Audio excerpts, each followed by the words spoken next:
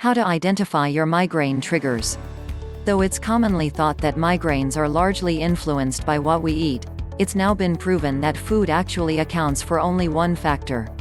Migraines can come on for a variety of reasons. If you are a migraine sufferer and still cannot work out what brings them on, keeping a lifestyle diary might help you identify some triggers. 1. A real paper diary. Get into the habit of using pen and paper.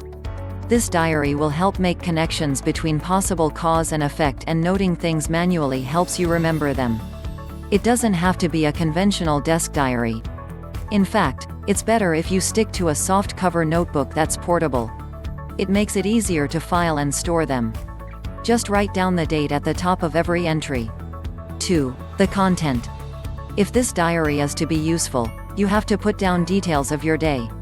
So, it can't simply be a to-do list or a task-oriented memo of some kind. Note the weather, your meals, whether you got enough sleep, your workload that day, any unusual circumstances, and so on. If you had a perfectly ordinary day, write that down too. As much as you put down would be causes, you also want to note what you did right. A simple system to start you off would be to make a list of the key events and tasks of the following day. As the day goes along, make notes about each event and how it went. Was it smooth? Did you find fulfillment in it? Maybe there were unexpected bumps and you didn't have the resources to deal with them. Did you like your lunch? How did you feel after it? The idea is to look for common factors on all the days that you had migraines. Bear in mind that this could take some weeks because most people have more than one trigger. 3. Keep 3 diaries. Put one where you normally sit at home and one on your desk at the office.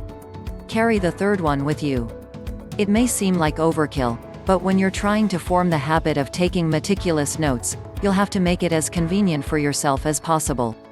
Eventually, you'll figure out where you're most like to make these notes and you'll whittle it down to one book. 4. During migraines. Making these notes when you're having a migraine is simply not realistic, so have a backup system in place. Get someone in your home to take some notes while you dictate. You want to keep this as short as possible, so just come up with some keywords to jog your memory later. When you're better, fill in the blanks. 5. Stress. It's hardly surprising that stress rears its ugly head when it comes to this painful, debilitating condition. When making notes, mark events that you found particularly stressful. It doesn't have to be logical. If you're tense about a presentation and haven't slept a wink, you're going to find most things in the day stressful. Score each one on a scale of 1 to 10, with 10 being the highest level of stress you've ever felt. Then take note of which events trigger your migraines and work on stress management during those situations. Keeping a lifestyle diary takes a bit of work in the beginning. However, once the habit is formed, you'll have a whole range of clues as to what triggers the incapacitating head pain and what you need to do to keep it at bay.